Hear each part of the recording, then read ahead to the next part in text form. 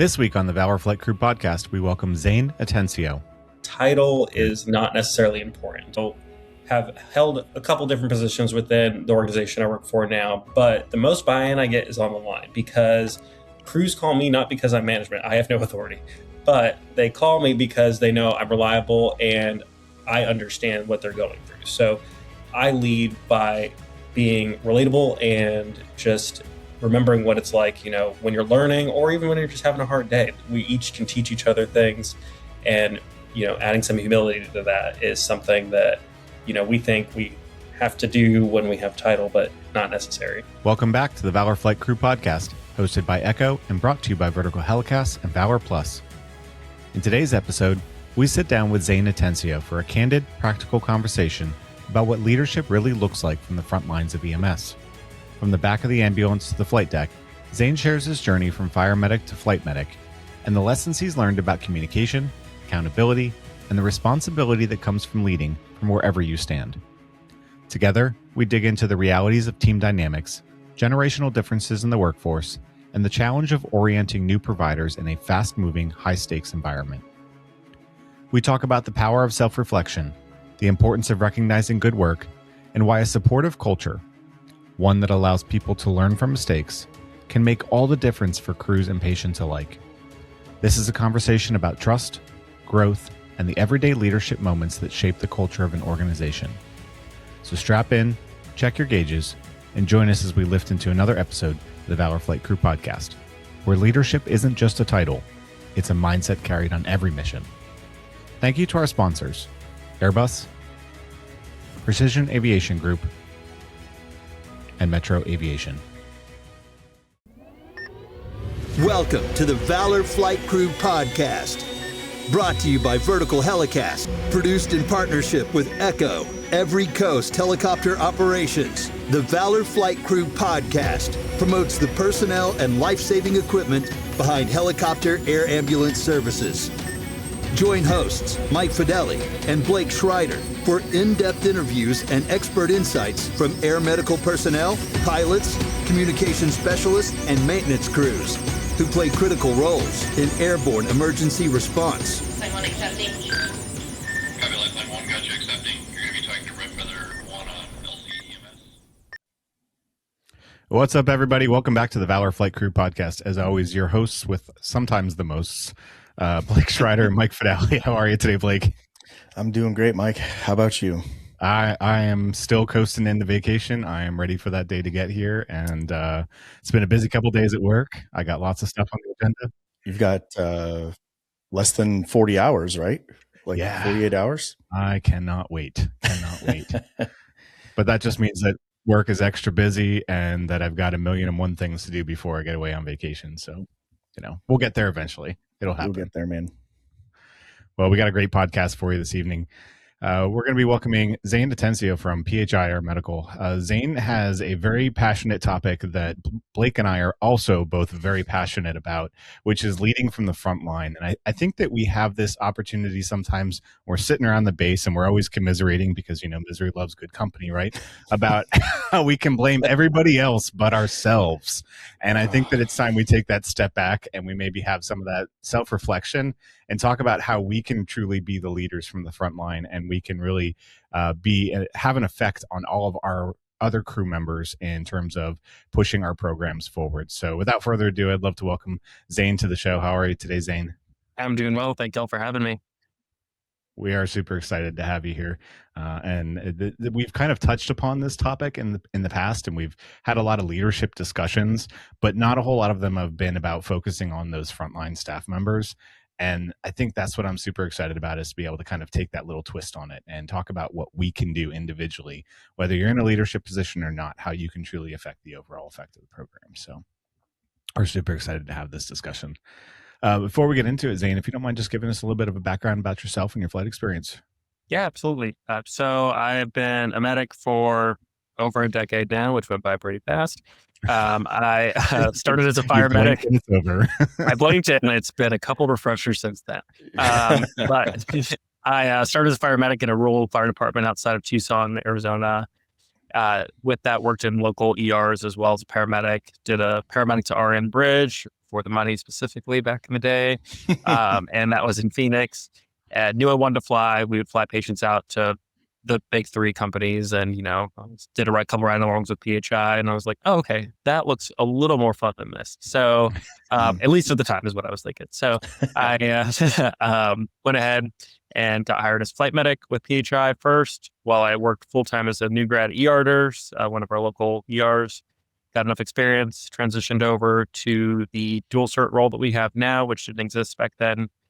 Got my bachelor's of paramedic care, got a bachelor's of nursing. Before all that, trying to get ready for flight, I did a critical care paramedic program through Creighton University, which I recommend. People ask, hey, what's a good prep course? That, it was tried and true. It's one semester. I got to do ICU rotations, things I never was going to do as a paramedic, at least where we were set up. So it was just helpful to kind of bridge that gap and kind of help me cheat my way through nursing school a little bit, have an edge up. And then from there, moved out to Austin once I went on our travel team, which we call the TRAP team, helped start that up with a couple people, and then took the permanent spot at Cedar Creek, which is just outside of Austin some years ago. So I've been flying now 7 years as a dual. And I went back, got some ECMO bedside experience as well, and just been there. I'm doing my doctorate right now as a nurse practitioner, acute care through Valor. So I have a year and a half in of 3.5 very long years. So getting through that, still plan to fly, but just want to knock that out while I've got whatever energy I have left after an adulthood in EMS. So I was going to say, I get the impression you don't like any free time. No, hate it. I want everything scheduled. If you want any time with me, you better be on the calendar. That's it. Wow. Yeah. Gosh, man, you've accomplished a lot all in 10 years. All in 10 years. Man. Well, I'm glad you could get us on the calendar for this evening. Would have missed it. So before we get into the main part of the discussion, I figured if you can kind of start us off with a bit of an impactful story from your career, maybe where a frontline leader really impacted you in a positive way, and why this is something that really stuck with you and inspired you to do the same. Yeah, absolutely. It's actually a very simple story. The leader that really impacted me is when I was working as a medic in the ER. Our ER director, Cynthia Karsten, her husband at the time was one of the fire chiefs for Tucson Fire. She was very pro EMS, very helpful. She really helped get me set up to where I could, fly and work there, and as a new grad nurse when that came time to that. But I remember a day where we were just getting rocked. That ER at the time saw 90,000 patients a year. And instead of what I was used to, the leaders being in their office, filing papers, doing whatever, she came out full dress, heels, triaging patients, running a code, helping us white patients and not one gripe from her. She didn't ask for praise. She didn't stick around for pictures and throw us a pizza party. She just did the work. So what stuck out to me, it wasn't like, wow, that looks crazy out there. Here's some food. She actually came out, didn't say anything, and got down and dirty with us and did the work. And that always stuck out to me because it wasn't about her. It was for us. All about respect, and just not, it's so important. When you see that and how that impacts you, because it just makes you feel appreciated, cause when you're in that drowning mode, or, treading water, just trying to get through, and you see the people, the leadership above you coming right out and shoulder to shoulder with you. I mean, that means so much. And I think anybody listening to this podcast can easily relate to that type of work ethic, excuse me. That's amazing. And like you said, simple story, but those things hit, and those are what really shapes, how we want to be. Those are, people like us. That's what we want to emulate, as we progress through this career. So I think it's awesome. That was such a great impactful moment for you to experience and see. Absolutely. And I think it's also, when you see leaders like that, it makes you want to work harder for them. Mm-hmm. Oh yeah. It makes you want to, the buy-in. You're like, I see what they're doing. They're not asking me to do anything that they wouldn't do themselves in heels. Yeah. Her heels were not my size, so I couldn't accommodate, but yes. But it gives you that respect that you're like, all right, you know what, I am stressed right now, but maybe I'm gonna just bust my butt a little bit harder because I know that how much it means to them too. And I don't know, at least that's the way that I feel sometimes, and I hope that's the case with a lot of other people. But I love that, and I think it's a great introduction to talking about what we're going to discuss today, and that can kind of lead us into. So Zane, from your perspective, can you talk about what being a frontline leader really means to you? So to me, being a frontline leader, it really just means that I, just like Cynthia, what I am asking others to do, I'm going to do myself. And with that, I think people, have this common conception that to be a leader, I've got to be a supervisor or even an educator, something with title. Title is not necessarily important. I, have held a couple different positions within the organization I work for now, but the most buy-in I get is on the line because crews call me not because I'm management. I have no authority, but they call me because they know I'm reliable and I understand what they're going through. So I lead by being relatable and just remembering what it's like, when you're learning or even when you're just having a hard day. We each can teach each other things, and adding some humility to that is something that we think we have to do when we have title, but it's not necessary. So, I think it's a great point to bring up that title. That doesn't mean, that you're fully leading, so a lot of times these titles just come with so many other extra added responsibilities, right? And you just get, you catch it from the bottom and then you also catch it coming downhill from the top, right? So you're kind of like the shoulders broaden out, you got to catch a lot of things. And it really kind of starts to define, as you start to get into that role of like, I've really got to make some crucial decisions on what type of leader, I want to be, because that's going to impact all different areas of that organization, especially for leadership above you and, the people, subordinates, or, people that you're in charge of that are below you. So, and Mike, correct me if I'm wrong, this has probably been one of the biggest key things I think that we hear on most of the podcasts when we talk about leadership is communication and how you deliver that message that you're trying to get across. And also communication is also listening. And I feel like that's a really key aspect into being a leader. So Zane, for you, when it comes to communication, do you find how do you feel that interaction goes when you see leadership interact and communicate with, onboarding new people that are seasoned, that have been there, people that are like parametasaurs, like on the way out, I've got one in mind. I'm stealing that. But there's so many aspects to, there's people with all vast areas of experience. So how does a leader really keep that communication flowing for all aspects of people that are at the base? Yeah, absolutely. So I've got an informal answer and I've got a formal answer because one thing about me, I've got notes and outlines for days, everything all the time. As you know, with my schedule, everything's prepared. So and informal answer. So I think the biggest thing is read the room. It sounds silly, but people can't read the room. And we, as an industry, often are very rigid in things. We have to be in certain aspects, but understanding like, okay, the Gen Z new hire versus the parametasaur, is that versus the parametasaur, you got to come to their level. And, I always tell people when they're in a leadership role, of some type, what is the sword you're going to fall on? If you fall on every sword, you're going to burn yourself out. You need to understand like, okay, that might be a different style than I do this, but is it against policy? Is it unsafe, or is it hurting anyone? Okay. All right. Let me adapt to that. So finding common ground with people is really something that you should start with from there. And just like you were saying, listening. So, you can't just go in, say I do work over at another base and full of parametasaurs. And I'm like, well, at our base, we do it this way and this way. I'm in their house. So, and I can learn something from them. You'd be surprised. Like people always forget that. Above and below, new hires teach me things all the time. I love having new hires because I'm like, oh yeah, I know that policy 2. Yep, sure. Yep, you are so right. Like, I just had a new hire we got off this morning, and all shift. I'm like, right. Yep. So even the paramedisaur, you fly with the paramedisaur, and they're like, hey, this trick, whatever. And I'm like, okay, we're not going to chart it that way, but I hear you. Yes. Okay. So yeah, now all that into the formal behaviors. So this is something I learned early on in my DNP suffering is there's different characteristics of leadership behaviors. So you can be more directive or you can be more supportive.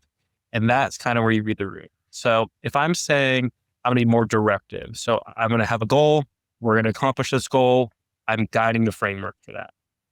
Versus supportive behaviors, you understand the goal, I don't need to tell you that, but maybe you need a little more support from that. So, hey, I want to solve this problem, but I just need you to back me up. Perfect. Right. And then you bounce that into kind of based off the person. Every situation's different. Every person responds differently. So it might be ranging from they need to be highly directed. So I need to be very explicit. They need X, Y, Z.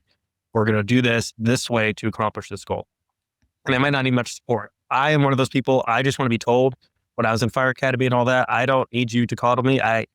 People who get upset from getting yelled at, I'm like, what? That's fine. I don't care. Like, I just need to know what we're doing. But others would get very upset and be like, I think they hate me. And I'm like, hey, what? And I was like, I don't think that matters right now, but okay, I hear you. So just bouncing between that.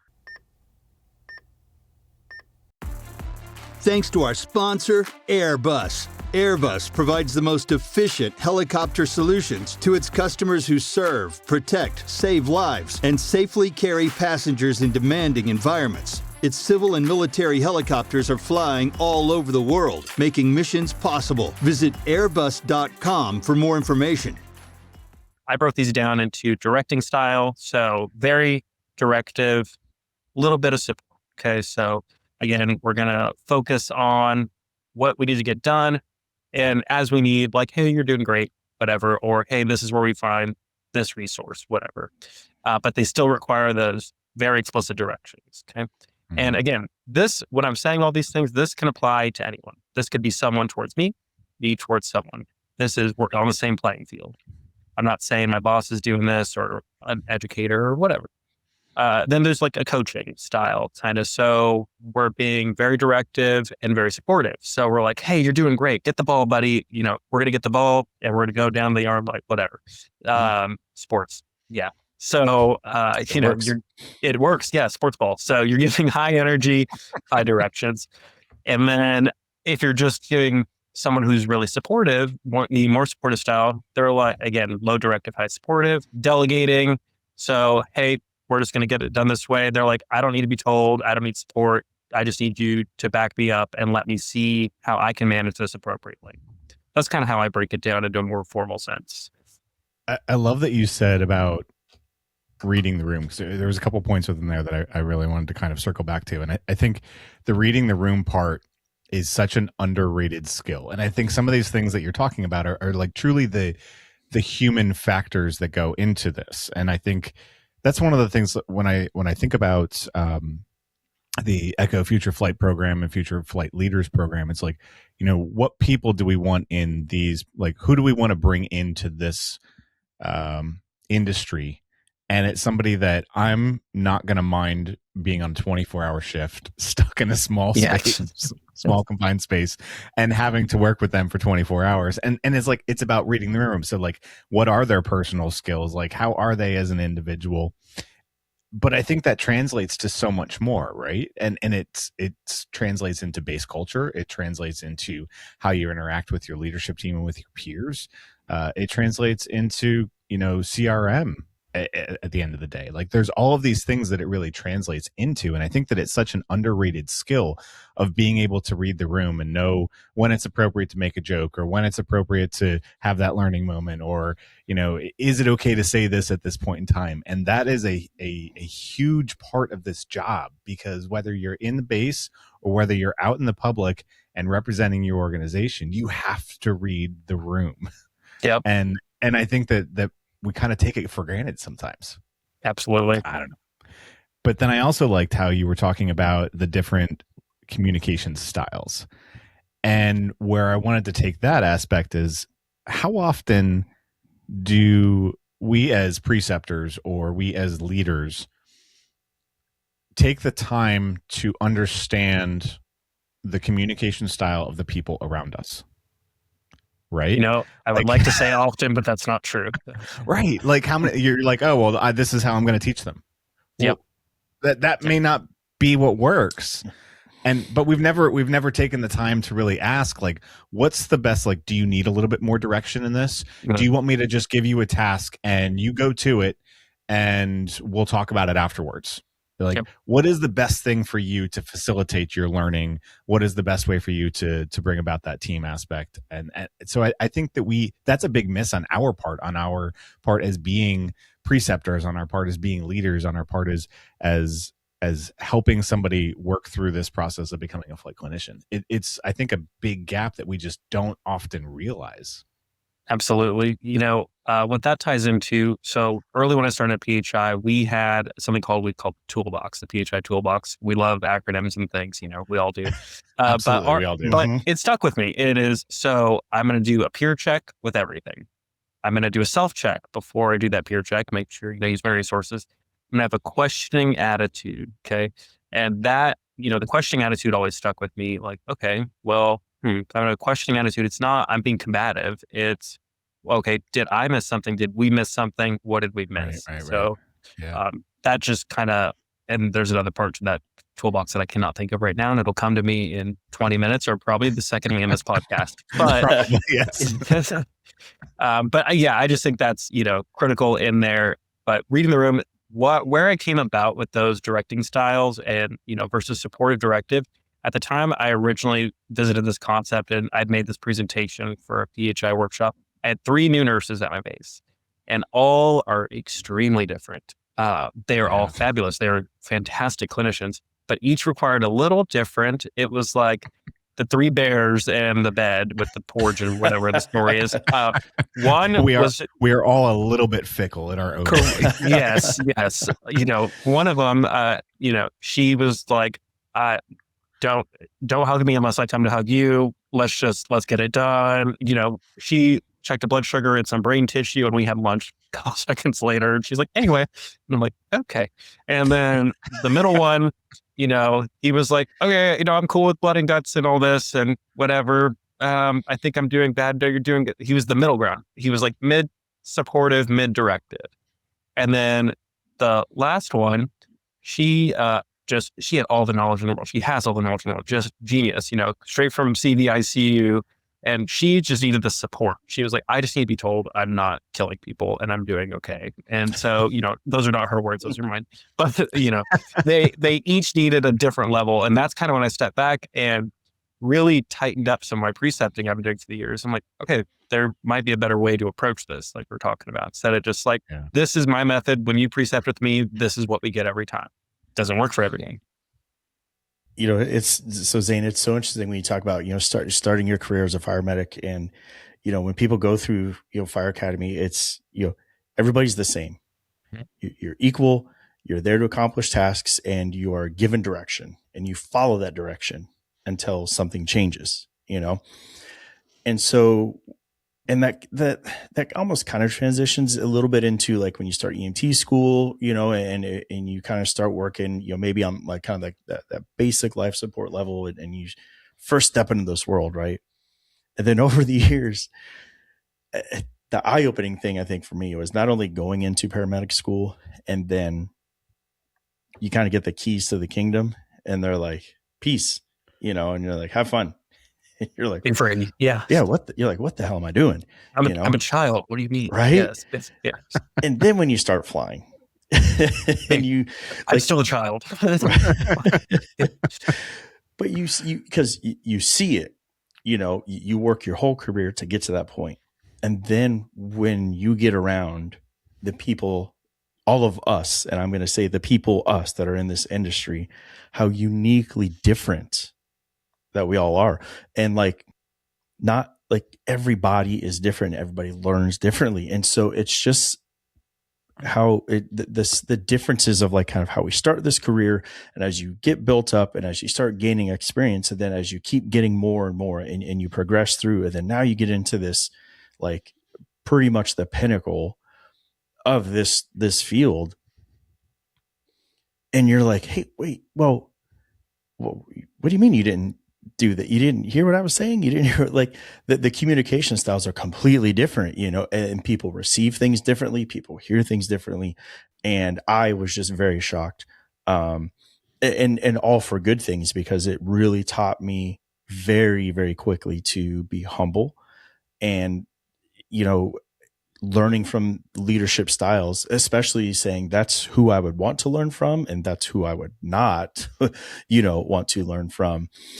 But you really brought up that good point of like that directive and that supportive, and really just trying to figure out what works for you. But I think for us, for people that are being taught and brought up, as much as we should feel supported, we also have kind of that responsibility on ourselves to just talk about the things, and have that open way, two-way communication. So if you're wanting something from somebody else, but you're not able to say that or communicate that, they're not going to know. And then it's wrong of us to assume that they're being rude or mad or whatever it is. You know what I'm saying? So like, I just think it's crazy how when we start at the very beginning of these career, we're all just the same. And then you work all the way up and you're just like, yeah. And it's just, we become so different. We develop all these leadership pathways, and so much of it just revolves around that communication and just being able to have these conversations with each other. Well, you brought in something that I think, I don't even think this was something we were talking about prior, at least for the pregame for this, but when we're talking about leadership and styles with communication, I think we also forget the customer as well. So, and I say customer, whatever, the people we are working with, truly, we're working alongside them. We are all trying to accomplish safe patient transport and give them the care they need. What I feel like is a failure point in our training and as a whole industry, and that I didn't realize was a big issue until I experienced it, is how you are perceived. Tone, timing, and delivery. That goes with our partners, and that goes with everyone you interact with. I remember the first time I got lit up, it was this horrific email about, I'll leave it out where it was, but the email was, that I was dismissive and this and that. That was their perception. That I was very dismissive. Flight paramedic Zane was dismissive and da-da-da-da-da. It was a little more colorful, but in my head, I looked at my nurse and I'm like, how did you think that call went? What? You got in trouble? And I'm like, I guess I okay. And all I was trying to do, I asked them if they wanted help starting an IV while they were extricating. And they took that as I didn't think they were competent enough to do that, when I'm just trying to help. Yes. And I'm a new hire, and I'm like, I was just trying to help. Also, I'm a firefighter. I'd be fine crawling in a car. That doesn't bother me. Right. That's their space at the time. So, sure. I would say the handful of times I've gotten a talking to have all been someone else's perception. So reading the room, That's huge. Right. And perception is reality. I mean, that's, I hate to use the cliche phrases, but it's the truth. It is. It sometimes, I don't know, my face will just say it. I don't even have to say anything. It just says it. And it's harder as you go through this career. I feel like your face just says it. You don't have to say anything, and it just does it. And you're just kind of like, if my mouth won't, my face will. Right. Yes. Yeah. Yes. COVID was a great time for me. Yeah. Can we just go back to wearing masks and no one will ever get in trouble again? Yes. So like flu season's really bad this year. Oh my gosh. Yeah. We have a nurse at my base. She also has quite the vivid facial expressions, and we were talking about that meme where you slap a piece of paper with a smiley face on her face. Thank you so much.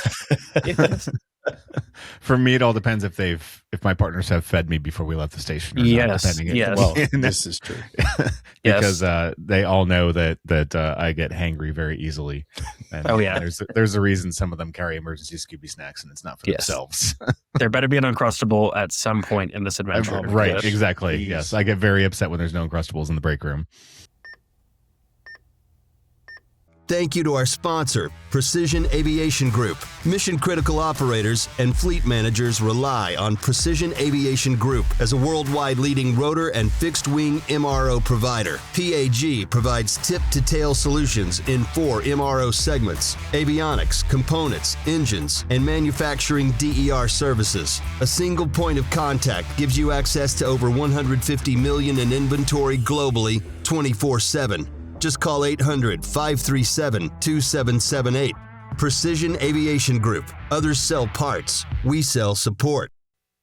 But no, I think it's all good points when you talk about the communication styles, and I think that we get caught in these rabbit holes sometimes, and we just think that this is the way it's supposed to be because this is what we were told and this is how we were brought up, and we forget about that there's a million different ways to skin the cat, and not everything is going to make sense to every single person, and you have to be creative. And I think that's part of being a leader, is having that passion or desire to figure that out, to be like, okay, what is the best way to solve this problem that's in front of me right now? Not this is how I've always done it, this is what always works for me, you have to do it this way. It's about talking through it with that person, having that open communication, and being able to steer them down the right path. And I think I loved what you brought up before about how you learn something new from your new hires all the time. I think that takes a lot of humility in and of yourself to be able to have that self-reflection and be like, I don't know everything. I may think I do some days, but I don't know everything. And even though somebody may be brand new, even though they may only have been a nurse for 2 years, or even though they may have not a ton of experience under their belt, they think about something in a different way. Right. And that challenges me. And I enjoy that aspect, when they come in and say, well, why are we doing X, Y, and Z in the protocol? Because I don't see this done anymore in traditional care. And you're like, well, that's the way the protocol is. That's the way it's always. We haven't had our protocols updated forever. And it makes you start to think like, okay, maybe we should talk about this. Mm-hmm. Right. And I think that's the cool part about having that. But when we look at having our new hires coming in and us as leaders trying to steer them down that right path, what do you think are some of the challenges that leaders are facing right now when they are orienting new team members, and how do they attack those?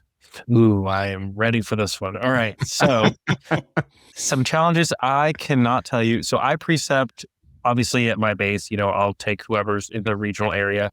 But when I do work over, and that's what we call our overtime, we can work at any of the bases if you're certified and, trained up on that area.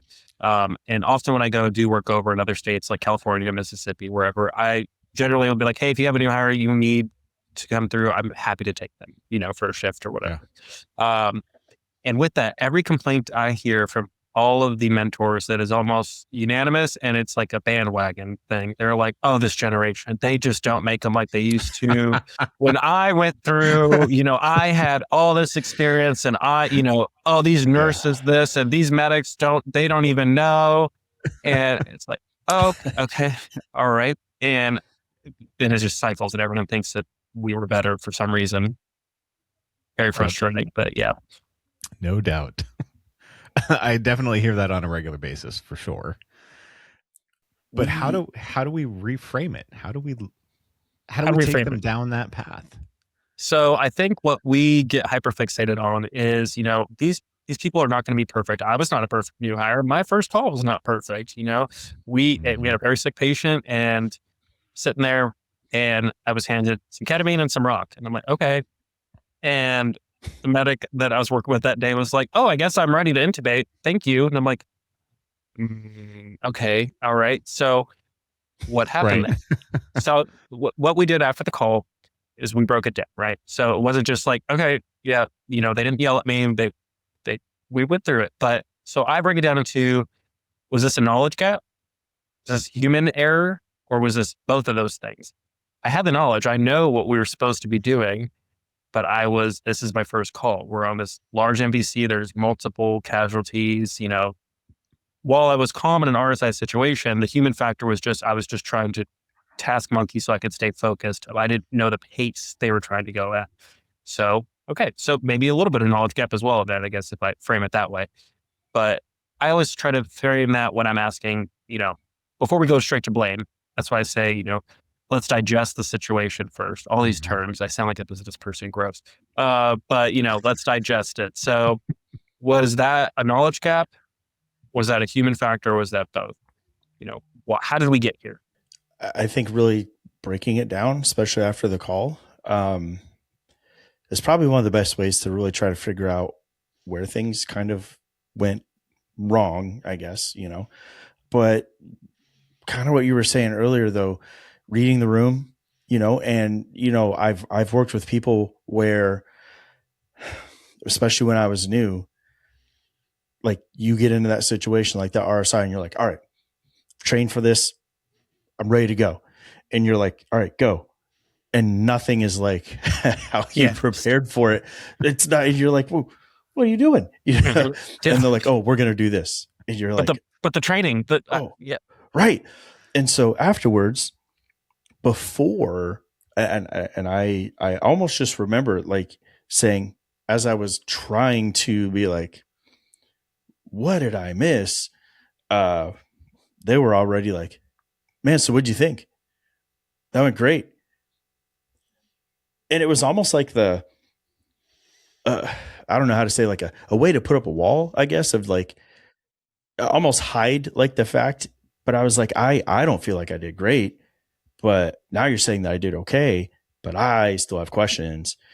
But then now I was like afraid to bring up like, it puts that wall up. Right. Like, yeah. If you think I did great, I guess that you're like, but you're being weird with me. Now what? Right. So, and I don't know that it was necessarily to avoid conflict. Well, I mean, maybe it was, but sure. It was just like, oh, well, you're going to do your thing, but I'm going to do my thing. We don't do that. And we're going to call it good. Yep. Yeah. I think so. How I frame that is let's stay forward focused, right? So, instead of just, it was fine. You're new, you'll figure it out. Right. Couple more reps. Yeah. We need to really tighten that up. We need to set these people up, for a longer career. When I started, I think the average lifespan of lifespan, not like we're dying, but the average like career span of a flight nurse is 5 years. I certainly hope not. Yes. The average career span of a flight nurse is 5 years. And I guarantee it's probably lower now. So because people are feeling unsupportive, they're like, this isn't worth it, right?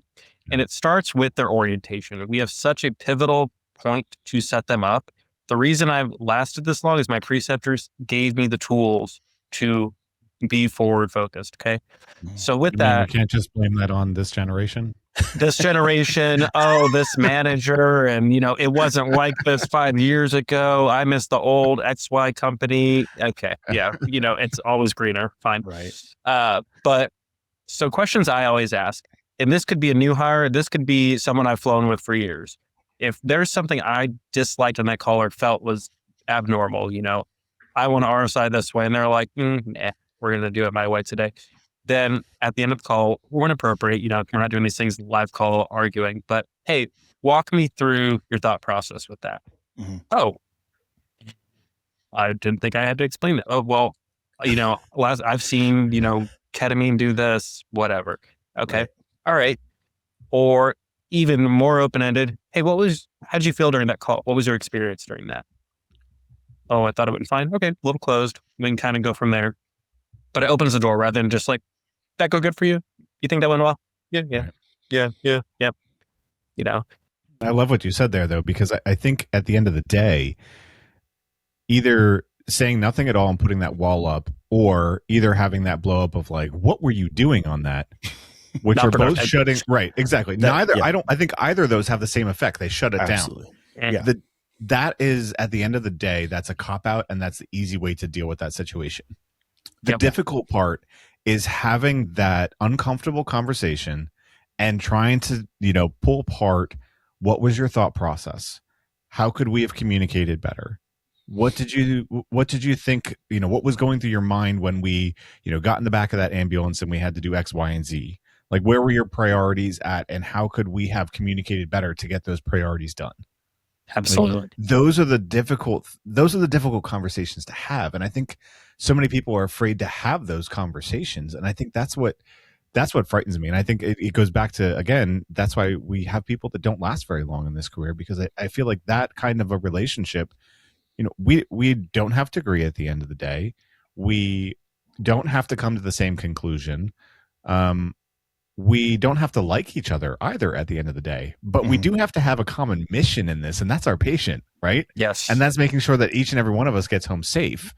And so we have to work together in some capacity, and we have to be able to communicate in that capacity as well. And I think that a lot of times we end up taking this like easy road, and I use either of those extremes as an easy road. But the difficult part is just having that conversation that you were just explaining. And what we can do to make this less, daunting of a task, like, okay, well, now you have a hard conversation every flight. No, you don't. You need to start and just make this part of your normal routine. Don't, I'm not saying, again, fall on every sword, but, maybe it took your partner an extra couple minutes to, I don't know, hang in heparin drip. Hey, walk me through what was going on with that heparin drip. Oh, I totally forgot the dose. I couldn't figure out their weight and their pump. And okay, let me help you find next time we go out there. I'll show you where it's hiding in the pump. I know that's one we don't go to very often at that facility, whatever. Yeah. And then next time they have an issue, they're gonna be like, wow, okay, Zane was really patient with me last time I struggled with this. I feel more open now to ask a question. Yes. Absolutely. And then this brings me into new hires, senior people all the time. Whenever I'm teaching something, I hear, I feel dumb for asking this dumb question. And, I don't even remember where I got this from, but I wish I could remember because I want to thank them. They said, do you need the information? Well, yes. Okay, then it's not a dumb question. If you don't ask it, that is dumb. So, all right, fair enough. Yeah. So, framing it that way, make it just, if you practice it, like anything, it becomes your normal communication style. And, when we're talking about, particularly new hires, and people coming in, and we were talking, when you said earlier that this generation, this newer generation, I mean, I remember starting out and just laughing at the older people, and, now I am like one of those older people. And so, you don't have to disclose your age. I'm 43. I won't disclose Mike's age. We're near and around the same. He could be below, he could be above. I'm not going to say, but I'll admit, one of the things that we talked about in trainings a few months ago was that this younger generation. I just know when I was growing up, like the work ethic that I was brought up was you have a job, you go do it, and this is what you do. You find something that you like to do, and you do it, and you do that job, and you do it well, because that's what you committed to showing up for. One of the things that it didn't really click until we kind of did this training a few months ago was about, you see people that are, younger, and they are going from this job, or they might try this one, or they go to this. And a lot of the culture and upbringing really is such a huge focus on finding that ultimate satisfaction from that job. And if you are not getting it from that job, people aren't they're staying for that, and it's not just money, and it's not just schedule. I mean, those things are very influential, trust me, but it's not the end all be all. And I think that was such a highlight to me, where it was also that, like, wow, I really am getting older, like, conclusion, doing the training. Yeah. But it was a way that was brought forward, at least for us as field trainers, was how to interact with the quote unquote younger generation, or people that are coming in, that if they don't have that buy-in also, like, pretty quickly within that new hire process, they're not going to stay. Yeah. You have to get on that early and at the foundational points of their orientation. And you also have to protect them from the negative people. There is, every base has one plus. Stop wanting to, it is the worst day, or four. Yeah. It is the worst day of their life. This call is this. I don't want to do this. Da, da, da, da. Oh, it's always this. We have to protect them from that, and find a way to support them to where they feel like they want to be there. Thank you to our sponsor, Metro Aviation. Metro Aviation, the world's largest family-owned aeromedical operator, offers comprehensive aircraft services with 140-plus aircraft in over 25 states. The Completion Center installs medical and law enforcement kits and avionics. serving diverse aviation needs including offshore, utility, VIP, and corporate sectors. Something that I've been trying to do, especially when I had those 3 nurses come through, because this was all my base up. We had turnover because someone retired, someone went part-time, and someone promoted. All great things, but I was like, oh, I'm the senior nurse. I've been here 2 seconds. Okay. But with that, what I tried to share with them, on top of the 1,000 other things they're learning, is a piece of tribal knowledge every day. This is what we call it. So tribal knowledge is, hey, why don't we wear tennis shoes with our flight suit? It's a policy. Okay, why? I don't know. Well, you wear tennis shoes. We had a lot of ankle injuries, and it's not, your toes aren't protected. It's not polishable. It's it needs to be black and polishable. That's actually something that they care about, and us being formal and presentable, because our name's not on the side of the helicopter. Okay, and then instead of me saying you need to change your shoes, it's, oh, okay, I understand now. So giving them a piece of tribal knowledge. Hey, why do we need to wear your face shield down, when we're in the helicopter? They just say so. Okay, well, actually, it saved my pilot's life because a duck smacked him in the face, cracked his face shield, but not him. Oh, I didn't even know that happened ever here. Well, you didn't hear about it because it was uneventful, thankfully. Yeah, it's the little things like That's that cool. that I think that we have to instill that knowledge. And it's about thinking about it in a different way as to how is it going to make sense to that person. Right. Like some people take that upon themselves. And I think that we're all talking about, right now, those people that truly do want to learn, they just have those different learning styles. But for us as leaders, that may be difficult to kind of figure that out, which direction or which path to take them down. But how about when it's kind of the other direction? Maybe when we're dealing with like complacency or maybe some attitude, like how do we as leaders combat that and help to right that ship, if you will?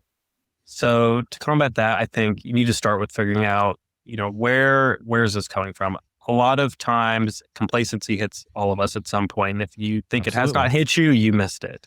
Right. Absolutely. So how, kind of break that down into, all right, false consensus being one. So, well, I think everybody at this base just doesn't care. So, okay. So I'm just not going to I'm not going to take out the trash every day because no one else does. No one cares about it. But maybe someone else that you're not on a normal schedule with is like, I'm really bothered that no one takes out the trash. It sounds simple, but you are overestimating what's going on. And, we could obviously make that more drastic in the patient care. And then the bandwagon, well, I don't want to cause conflict that no one takes out the trash, and I'm new, so I'm just going to stick with this culture. I'm going to go this way. And then maybe you even get a whole new base and you're just like, oh, we don't take out the trash here. It's something we've never done, okay. And then availability cascade adding into that. So, okay, well, the fact is it's actually not even a policy that we take out the trash. That's not a policy. It becomes fact because enough people have badgered it into your baseline foundation. And that could even change. I could be here, I'm on year 7 and I could go to a base and they're like, no, that's just what we do here. And maybe I'm working in Virginia and I've never flown at that base or that area. And I'm like, oh, maybe that's a regional thing, but I don't verify myself. So then we start getting these biases and we get muddled in there and we got to, figure out where the breaking point is. Yeah, I think we've all been struck by that complacency bug at some point. Like you got to cut that off early.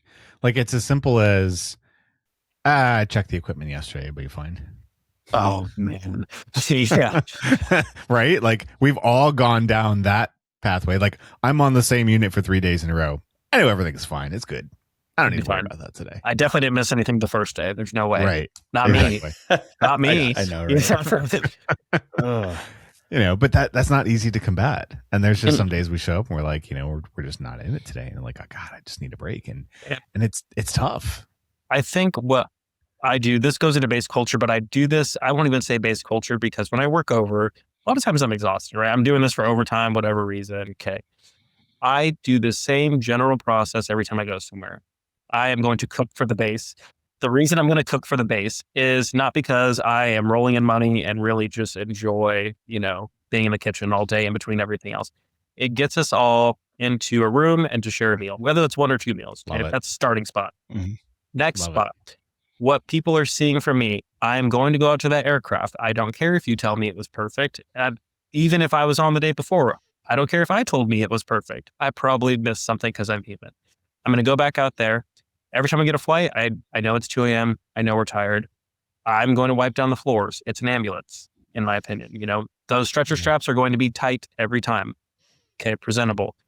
And what I used to get frustrated with, I was like, well, why does no one else take out the trash from the aircraft? Why is no one else cleaning the floors? I was like, I thought this is just what we did. This is what I did on the rig, like, you know. And then I got to a point where I was like, well, actually, my feelings on this are on me. If that's how I want to operate my shift, I need to do that. So now I don't want to say you just kind of suck it up, but I kind of just did put my head down, did the work. Over time, no matter where I work now, for the most part, people just know Zane does this. If Zane's he's coming in this flight suit every day. We are going to sit down and check the aircraft together. We're going to have a meal together. And it becomes the new expectation. You can wear people down over time without being combative. This is what I do. It's the right thing to do. Eventually people go, I really should be doing that. We're supposed to wear flight suits all day. He never complains. He wears it every day. All right. You know, and there's ways to find that middle ground too. Wear your flight suit every day. You want to roll it down and put a hoodie on? Heck yeah, it's cold inside. Do your thing. But, you know, they go, well, I can probably do that. That's not that big of a deal. Man, that resonates. I mean, I think in so many ways. How do you combat the fatigue of yourself, you know, of just, you know, potentially being, you know, like you said, almost that, like, what did you call it? False, like the false consensus or false. Yeah, like you're the only one. Because I think that's huge because it's not just you, No. you know, I think everybody else feels like they're the only ones doing it sometimes. And I think kind of what we talked about before, like that perception, you know, I get up at 6 a.m. For the most part, to kind of get things set back together. Right now, that's not always the case. Like, yeah, if I've been out all night and it's like 4:30 a.m. and you're like, all right, I've got an hour and a half that I can try to sleep. I might leave a note that says, we'll see you at shift change at 6:45, you know? But, you know, for the most part, I just have habits. One, I don't sleep. So I do just try to get up usually 6:15, usually in there is usually by the time I get up, and I just kind of do my own normal thing. But I think it's funny because then, like, if I see, oh man, someone didn't empty the trash. Oh yeah. We share it with like 8 other people. What if they took it out the night before and then someone came in and maybe dumped some other stuff out, you know, or whatever? It's just that whole, like, it's not always as bad as you think, but I think you get so fatigued in your mind of like, I'm the only one doing this. And I just want to kind of circle back to where you said, just keep doing it. And where I'm down, it sounds hard because I'm like, how do you just combat that on your own? Yeah, but it just seems like sometimes you get so caught up in that same continual thought process that you're like, oh, I think I'm the only one that does this. And I'm glad you said that because I've hit that wall multiple times. And, you know, I'm like, I'm the only one getting up an hour before shift change. That's something that, you know, at the fire department, that's what you do. You know, get up, you reset for the next day. And then, you know, you got to gather more information, like you're saying. Maybe they did take out the trash last night when I was already in bed. Ooh, okay. Am I overreacting? Am I getting all information? Maybe they didn't. Okay, that's fine. Say you're not getting buy-in at all. Because there are some places I go and there's some people I work with where it doesn't matter how righteous I feel and want to be that, hey, they're not gonna do XYZ because, well, you're not my boss, or I don't know. You know, it's not that big a deal. Yeah. What I have to remind myself is, who can I control at the end of the day? Just me. Yes. So just me. Love it. I can show up. I want to show up to the job. Yeah. And I used to be so into this firefighter podcast, Fit to Fight Fire, back in the day. And, you know, one thing that always stuck with me was, would you want you rescuing you? So I can only control that. That means, okay, my partner wants to hide in the room all day and whatever. What can I do to show up? And if I had to go to someone I care about or love or whatever, okay, then I know I need to check my aircraft. I might need to study I haven't put a femur traction splint on in a long time. I should probably practice that today. hey, can I borrow you for 5 minutes? Okay. And you got to kind of break it down into that. So, okay, maybe I can't control their attitude, but I can control mine. And I control my preparedness for that day. So, which is still frustrating. I absolutely love that, because I've been caught in that hole where I'm like, why does no one pay attention to detail? Why are there so many things that are missed? Why am I the only one that's seeing these things? And you go down that path, and it's so easy to go down the blame route. And all that does is frustrate you at the end of the day, right? Like, all that does is make you mad in that situation because you're the only one that's paying attention to these things. Right. And that doesn't do anyone any good. Nope. And then people resent you if you bring it up. Exactly, and they're like, oh my gosh, you're always whining about something, So it's like, at the end of the day, the easiest thing is to control what I can control. And that's me, and make sure that I'm ready and I'm prepared and I'm there to do my job to the best of my ability and set myself up for success. And that's the only thing I can control. 100%. And this brings in with the new hires specifically, how many times, especially if they don't have the same preceptor, even if they do, maybe you're working with different partners while you're training them and whatever, they go, well, so-and-so told me this and this and this and this and this and this. I always remind them, take what you like and leave what you don't. If it's not policy, it's preference. So you're going to pick up things that you like. When I have a new hire, the simplest example I always give is the cardiac monitor. I like it put up a very certain way. It is not a policy. It is not, there is no hard way to do it. I do it the way my preceptors taught me, and I tell them the why. So I show them, I like the leads separated in the blood pressure cuffs. You can set them to the side. I put the blood pressure cuff on, hit cycle, pulse ox. I don't care about the leads. I'll come back to that, but now I have a full set of vitals by the time I'm untangling that and whatever in the back of the ambulance. Right. And they're like, oh, no one explained that to me. Okay. So you're giving the why. And then with that too, when I add stories when I'm teaching, there is nothing worse, in my opinion, than the preceptor or the paramedicsaurus or the nursosaurus who wants to tell me all the fabulous things they've done and all the cranks and all the intubations and all the times they, did this, I amputated this foot.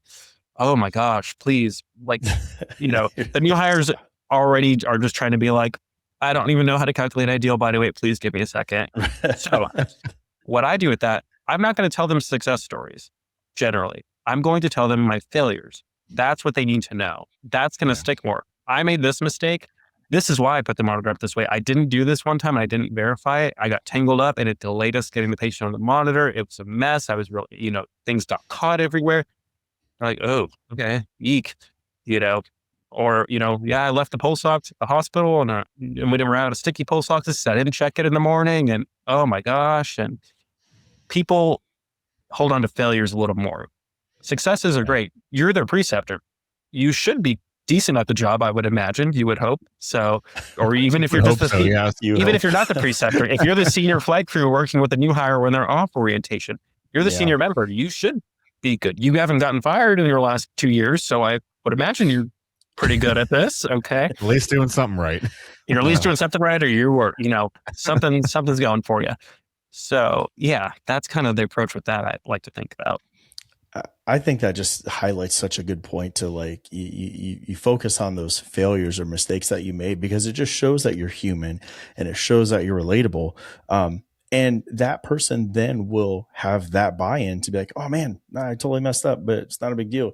He did, and he's still here teaching, Yep. I mean, if anyone's an example of that, I think I am, but I just think that's such a great characteristic of a true leading from the front without ego, without title, of just really saying like, you're vulnerable, but also yet you're very strong and also not afraid to say, hey, these are things that didn't go right. Because like you said, it's like we all have that same common goal, and it's to take care of the patient. I would rather get it wrong at a time that it didn't really affect a whole lot of things and I was able to catch it. So that way, if it were to be an issue at some point, at least I had that experience to lean on to be like, hey, I remember this could potentially go this way. We should definitely not do that. And I think that's such a huge thing. I just wish a lot of people would really kind of bring to that side when you're precepting and instructing people. It's not about all the things that you've done. No one cares.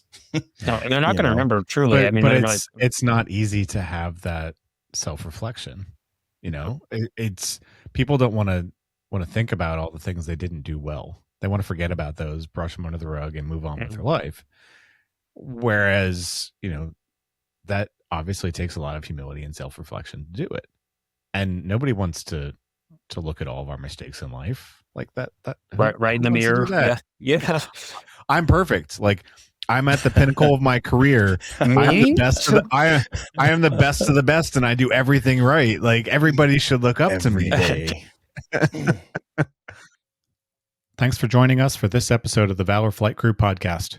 Don't forget to like and subscribe to hear more stories that promote the personnel and equipment behind the missions in public safety aviation. Lastly, stand by for a message from our sponsors. Thank you to our sponsor, Precision Aviation Group. Mission critical operators and fleet managers rely on Precision Aviation Group as a worldwide leading rotor and fixed wing MRO provider. PAG provides tip-to-tail solutions in 4 MRO segments: avionics, components, engines, and manufacturing DER services. A single point of contact gives you access to over 150 million in inventory globally, 24/7. Just call 800-537-2778. Precision Aviation Group. Others sell parts. We sell support. Thanks to our sponsor, Airbus. Airbus provides the most efficient helicopter solutions to its customers who serve, protect, save lives, and safely carry passengers in demanding environments. Its civil and military helicopters are flying all over the world, making missions possible. Visit airbus.com for more information. Thank you to our sponsor, Metro Aviation. Metro Aviation, the world's largest family-owned aeromedical operator, offers comprehensive aircraft services with 140 plus aircraft in over 25 states. The Completion Center installs medical and law enforcement kits and avionics, serving diverse aviation needs including offshore, utility, VIP, and corporate sectors. That's it for this episode of the Valor Flight Crew podcast. A big thank you to Zane Atencio for sharing his experiences and reminding us that leadership isn't about rank or titles. It's about the way we show up for our crews, our patients, and our communities every single day. From the ground to the air, strong teams are built on trust, communication, and the willingness to keep learning. Every shift is an opportunity to build trust, support your teammates, and make the job better for the next person who steps in. If this conversation resonated with you, please share with your team and help to cultivate your leaders on the front lines every day. It's been an honor to talk with Zane, and we hope this conversation inspires some up-and-coming frontline leaders in your organization just as much as it's inspired us. Thanks for tuning in. Stay safe out there, look out for one another, and we'll see you next week on the Valor Flight Crew podcast.